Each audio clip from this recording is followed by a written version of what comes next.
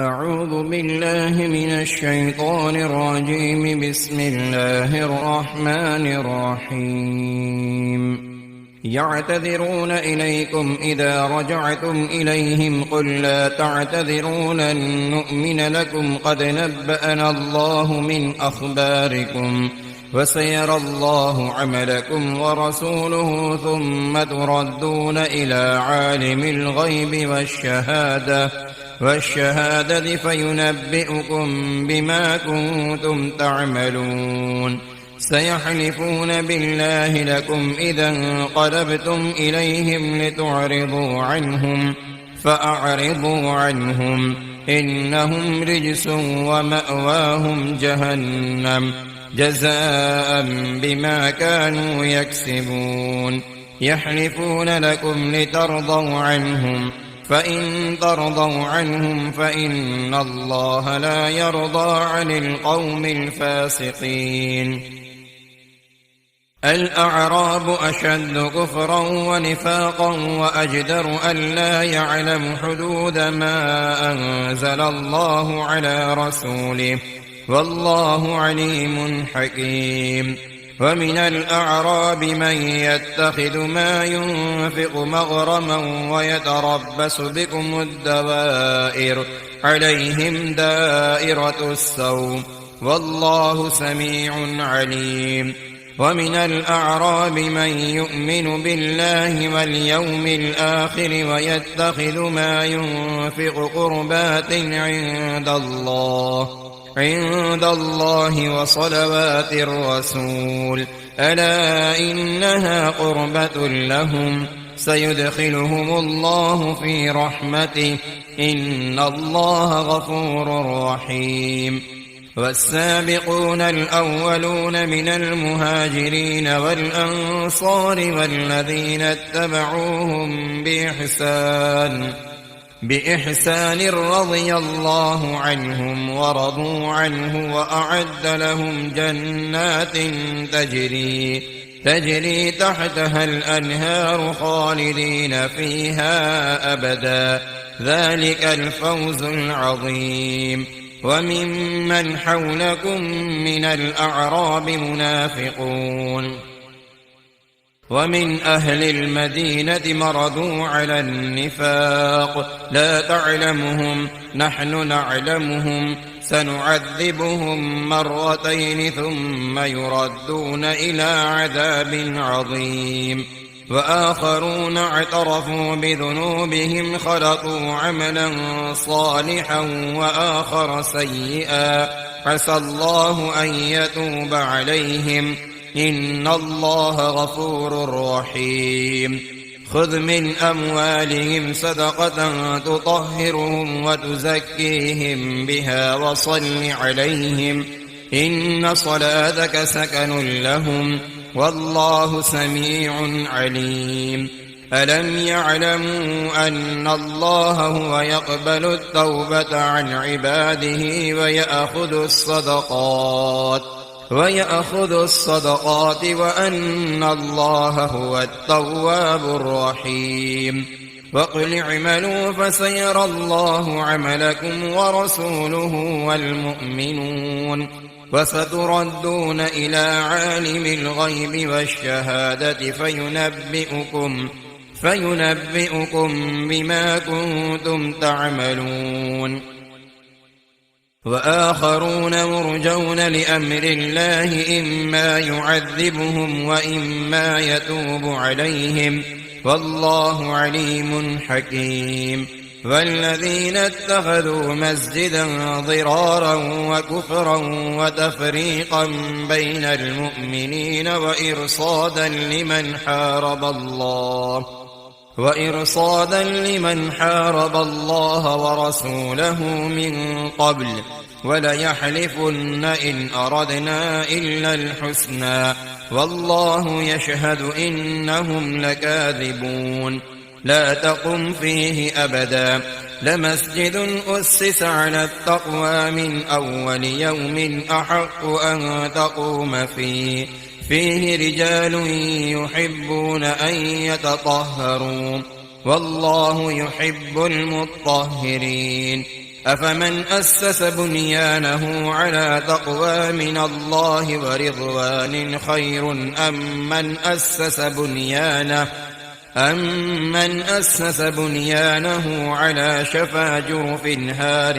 فنهار به في نار جهنم والله لا يهدي القوم الظالمين لا يزال بنيانهم الذي بنوا ريبة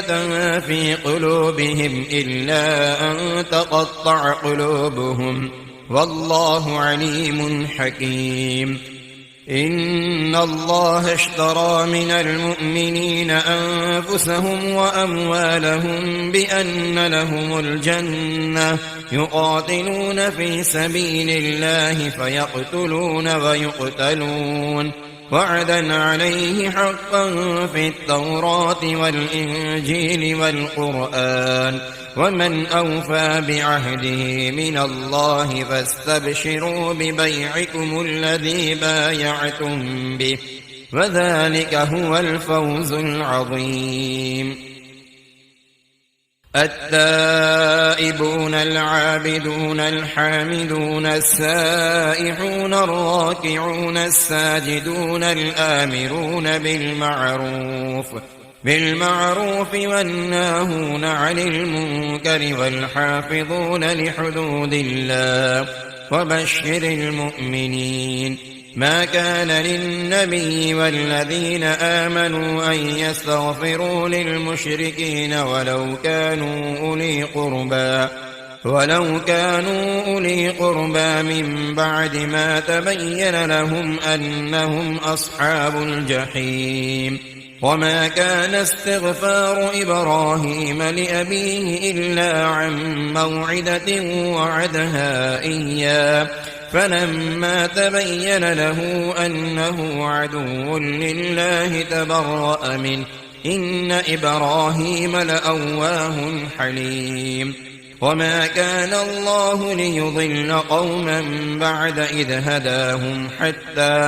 حتى يبين لهم ما يتقون إن الله بكل شيء عليم إن الله له ملك السماوات والأرض يحيي ويميت وما لكم من دون الله من ولي ولا نصير لقد تاب الله على النبي والمهاجرين والأنصار الذين اتبعوه في ساعة العسرة من بعد ما كاد يزيغ قلوب فريق منهم ثم تاب عليهم إنه بهم رءوف رحيم وعلى الثلاثة الذين خلفوا حتى إذا ضاقت عليهم الأرض بما رحبت وضاقت عليهم أنفسهم وظنوا أن لا ملجأ من الله إلا إليه ثم تاب عليهم ليتوبوا إن الله هو التواب الرحيم يا أيها الذين آمنوا اتقوا الله وكونوا مع الصادقين ما كان لأهل المدينة ومن حولهم من الأعراب أن يتخلفوا عن رسول الله ولا يرغبوا بأنفسهم عن نفسه ذلك بأنهم لا يصيبهم ظمأ ولا نصب ولا مخمسة في سبيل الله ولا يطؤون موطئا يغيظ الكفار ولا ينالون من عدو نيلا إلا كتب لهم به عمل صالح إن الله لا يضيع أجر المحسنين ولا ينفقون نفقة صغيرة ولا كبيرة ولا يقطعون واديا إلا كتب لهم ليجزيهم الله أحسن ما كانوا يعملون وما كان المؤمنون لينفروا كافة فلولا نفر من كل فرقة منهم طائفة ليتفقهوا في الدين ولينذروا قومهم إذا رجعوا إليهم لعلهم يحذرون يا أيها الذين آمنوا قاتلوا الذين يلونكم من الكفار وليجدوا فيكم غلظة واعلموا أن الله مع المتقين وإذا ما أنزلت سورة فمنهم من يقول أيكم زادته هذه إيمانا فأما الذين آمنوا فزادتهم إيمانا وهم يستبشرون وأما الذين في قلوبهم مرض فزادتهم رجسا إلى رجسهم وماتوا وهم كافرون أولا يرون أنهم يفتنون في كل عام مرة أو مرتين ثم لا يتوبون ولا هم يذكرون وإذا ما أنزلت سورة نظر بعضهم إلى بعض هل يراكم من أحد ثم انصرفوا صرف الله قلوبهم بأنهم قوم لا يفقهون لقد جاءكم رسول من أنفسكم عزيز عليه ما عنتم حريص عليكم بالمؤمنين رءوف رحيم فإن تولوا فقل حسبي الله لا إله إلا هو عليه توكلت وهو رب العرش العظيم بسم الله الرحمن الرحيم ألف لام را تلك آيات الكتاب الحكيم أكان للناس عجبا أن أوحينا إلى رجل منهم أن أنذر الناس وبشر الذين آمنوا أن لهم قدم صدق عند ربهم قال الكافرون إن هذا لساحر مبين إن ربكم الله الذي خلق السماوات والأرض في 6 أيام ثم استوى على العرش يدبر الأمر ما من شفيع إلا من بعد إذنه ذلكم الله ربكم فاعبدوه أفلا تذكرون إليه مرجعكم جميعا وعد الله حقا إنه يبدأ الخلق ثم يعيده ليجزي الذين آمنوا وعملوا الصالحات بالقسط والذين كفروا لهم شراب من حميم وعذاب أليم بما كانوا يكفرون هو الذي جعل الشمس ضياء والقمر نورا وقدره منازل لتعلموا عدد السنين والحساب ما خلق الله ذلك إلا بالحق يفصل الآيات لقوم يعلمون إن في اختلاف الليل والنهار وما خلق الله في السماوات والأرض لآيات لقوم يتقون إن الذين لا يرجون لقاءنا ورضوا بالحياة الدنيا واطمأنوا بها والذين هم عن آياتنا غافلون أولئك مأواهم النار بما كانوا يكسبون إن الذين آمنوا وعملوا الصالحات يهديهم ربهم بإيمانهم تجري من تحتهم الأنهار في جنات النعيم دعواهم فيها سبحانك اللهم وتحيتهم فيها سلام وآخر دعواهم أن الحمد لله رب العالمين ولو يعجل الله للناس الشر استعجالهم بالخير لقضي إليهم أجلهم فنذر الذين لا يرجون لقاءنا في طغيانهم يعمهون وإذا مس الإنسان الضر دعانا لجنبه أو قاعدا أو قائما فلما كشفنا عنه ضره مر كأن لم يدعنا إلى ضر مسه كذلك زين للمسرفين ما كانوا يعملون ولقد أهلكنا القرون من قبلكم لما ظلموا وجاءتهم رسلهم بالبينات وما كانوا ليؤمنوا كذلك نجزي القوم المجرمين ثم جعلناكم خلائف في الأرض من بعدهم لننظر كيف تعملون وإذا تتلى عليهم آياتنا بينات قال الذين لا يرجون لقاءنا أت بقرآن غير هذا أو بدل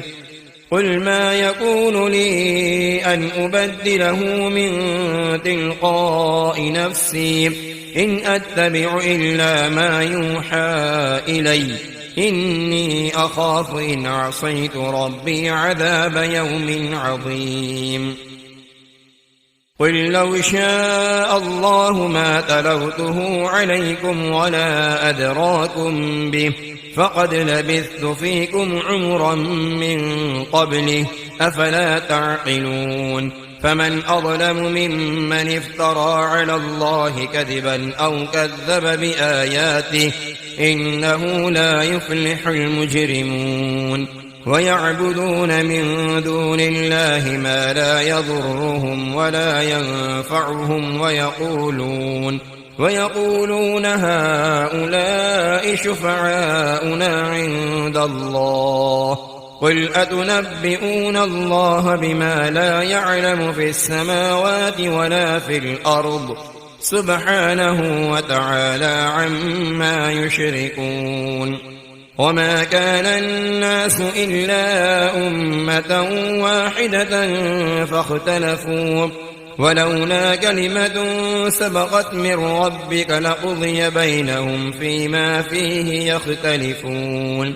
ويقولون لولا أنزل عليه آية من ربه فقل إنما الغيب لله فانتظروا إني معكم من المنتظرين وإذا أذقنا الناس رحمة من بعد ضراء مستهم إذا لهم مكر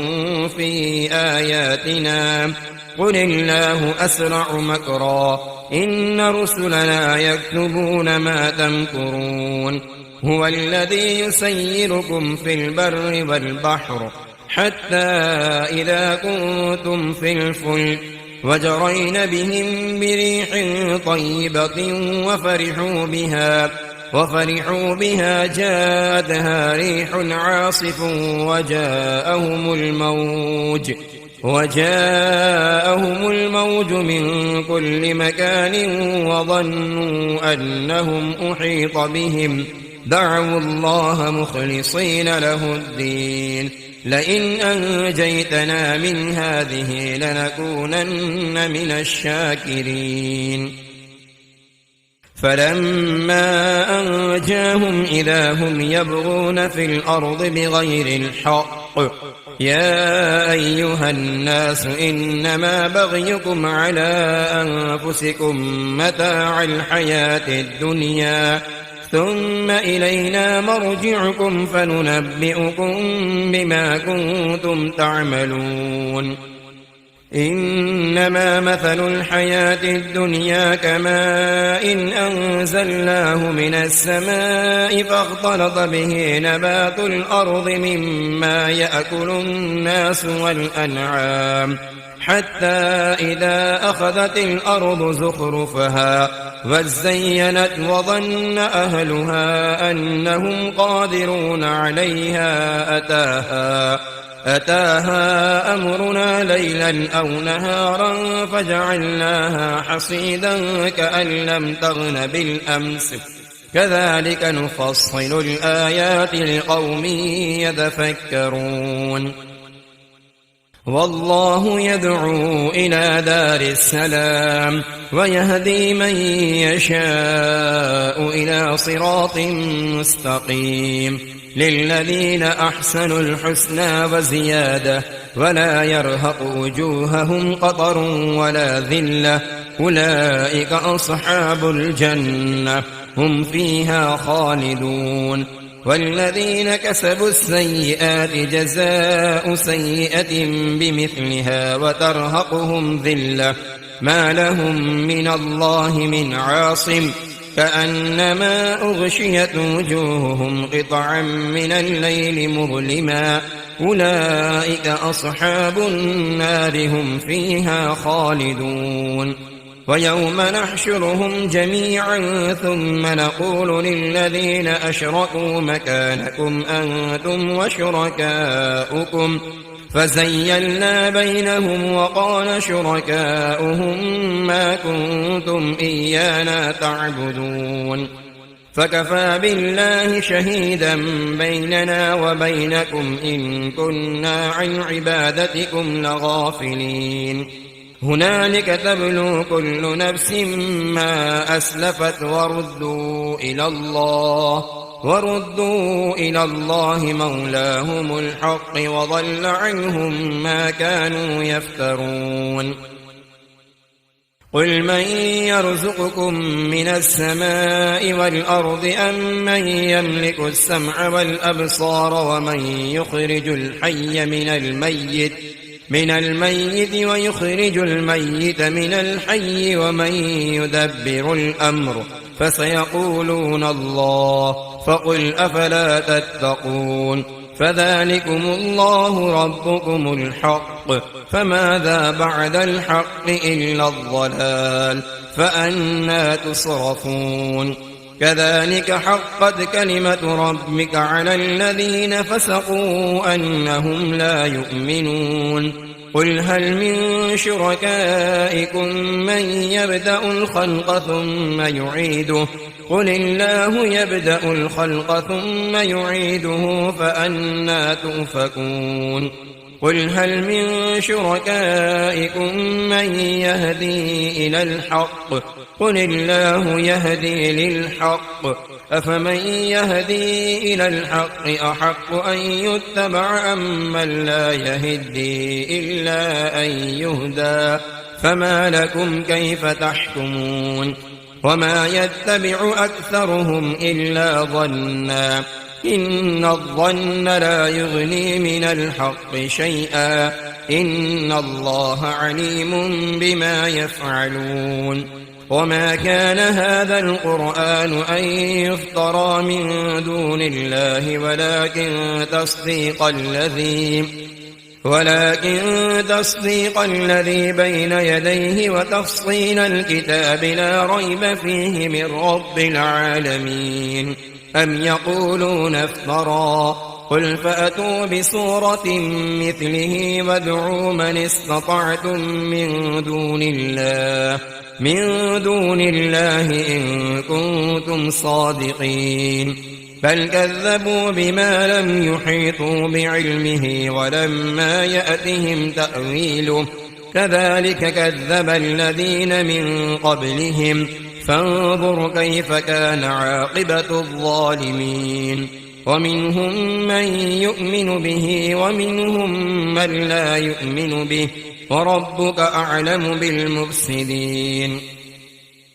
وإن كذبوك فقل لي عملي ولكم عملكم أنتم بريئون مما أعمل وأنا بريء مما تعملون ومنهم من يستمعون إليك أفأنت تسمع السم ولو كانوا لا يعقلون ومنهم من ينظر إليك أفأنت تهدي العمي ولو كانوا لا يبصرون إن الله لا يظلم الناس شيئا ولكن الناس أنفسهم يظلمون ويوم يحشرهم كأن لم يلبثوا إلا ساعة من النهار يتعارفون بينهم قد خسر الذين كذبوا بلقاء الله وما كانوا مهتدين وإما نرينك بعض الذي نعدهم أو نتوفينك فإلينا مرجعهم ثم الله شهيد على ما يفعلون ولكل أمة رسول فإذا جاء رسولهم قضي بينهم بالقسط وهم لا يظلمون ويقولون متى هذا الوعد إن كنتم صادقين قل لا أملك لنفسي ضرا ولا نفعا إلا ما شاء الله لكل أمة أجل إذا جاء أجلهم فلا يستأخرون ساعة ولا يستقدمون قل أرأيتم إن أتاكم عذابه بياتا أو نهارا ماذا يستعجل منه المجرمون أثم إذا ما وقع آمنتم به الآن وقد كنتم به تستعجلون ثم قيل للذين ظلموا ذوقوا عذاب الخلد هل تجزون إلا بما كنتم تكسبون ويستنبئونك أحق هو قل إي وربي إنه لحق وما أنتم بمعجزين ولو أن لكل نفس ظلمت ما في الأرض لافتدت به وأسروا الندامة لما رأوا العذاب وقضي بينهم بالقسط وهم لا يظلمون ألا إن لله ما في السماوات والأرض ألا إن وعد الله حق ولكن أكثرهم لا يعلمون هو يحيي ويميت وإليه ترجعون يا أيها الناس قد جاءتكم موعظة من ربكم وشفاء لما في الصدور وهدى ورحمة للمؤمنين قل بفضل الله وبرحمته فبذلك فليفرحوا هو خير مما يجمعون قل أرأيتم ما أنزل الله لكم من رزق فجعلتم منه حراما وحلالا قل الله أذن لكم أم على الله تفترون وما ظن الذين يفترون على الله الكذب يوم القيامة إن الله لذو فضل على الناس ولكن أكثرهم لا يشكرون وما تكون في شأن وما تتل منه من قرآن ولا تعملون من عمل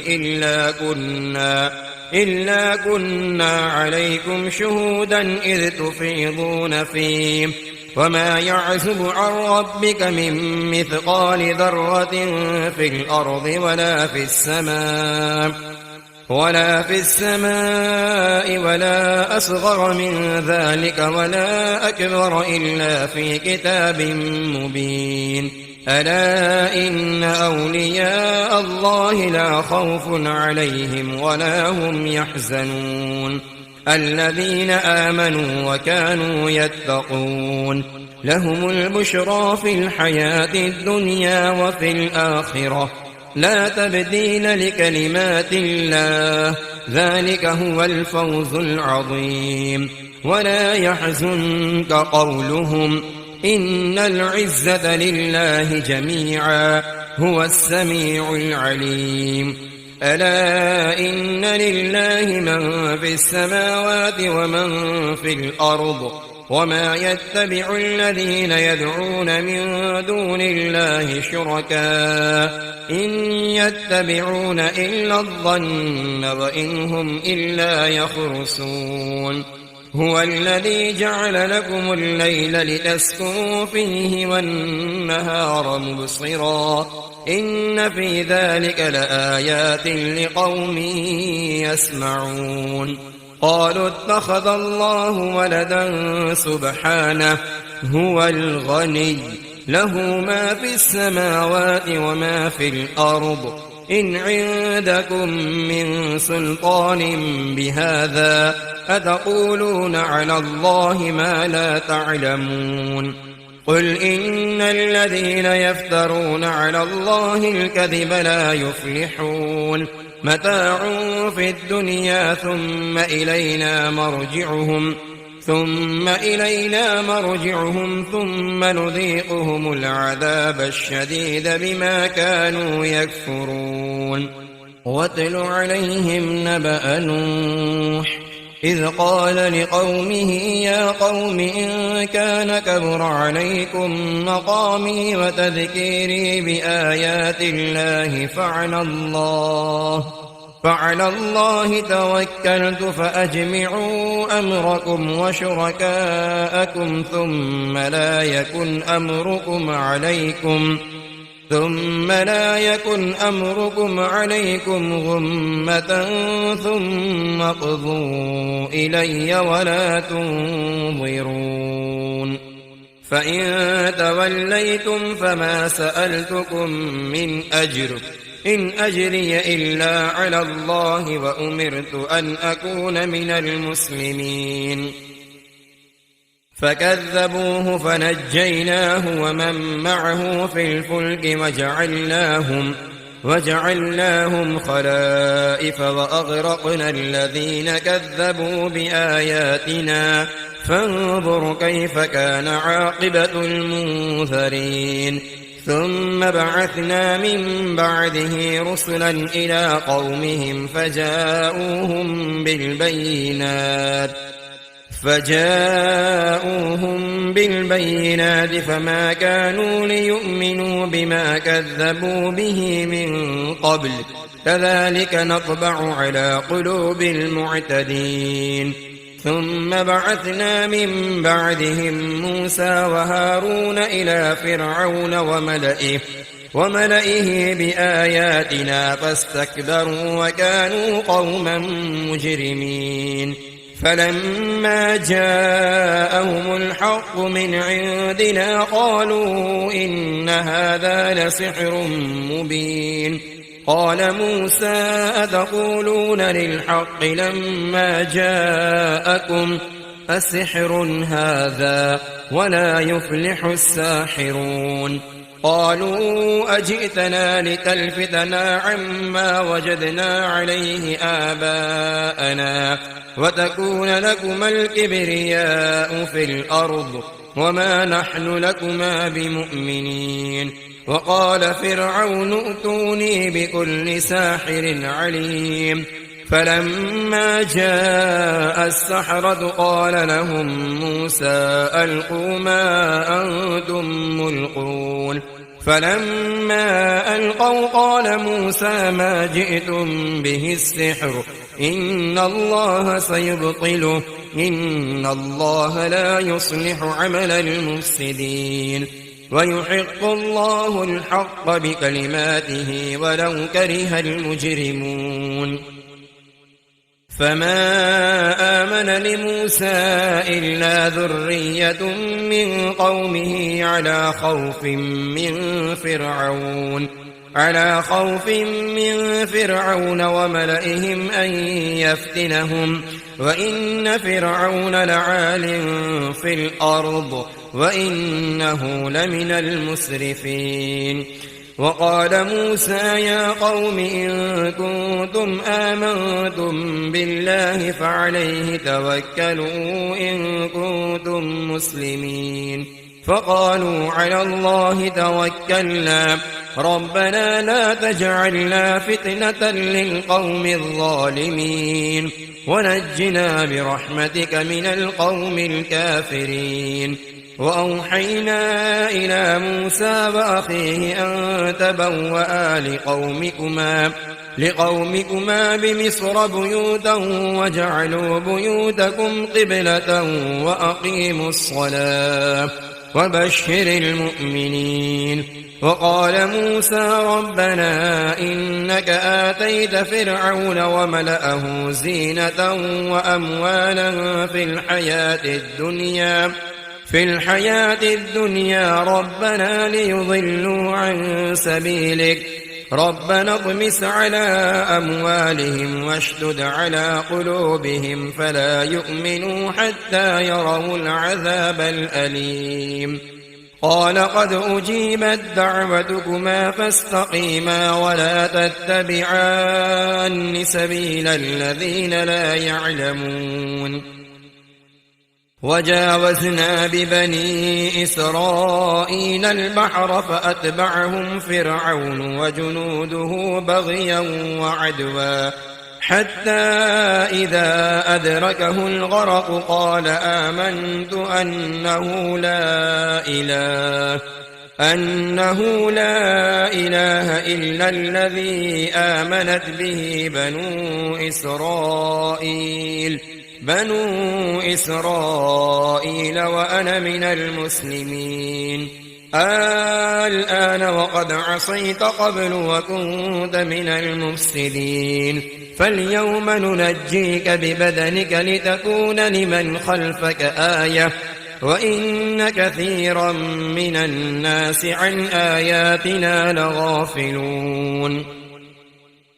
ولقد بوأنا بني إسرائيل مبوأ صدق ورزقناهم من الطيبات فما اختلفوا حتى جاءهم العلم إن ربك يقضي بينهم يوم القيامة فيما كانوا فيه يختلفون.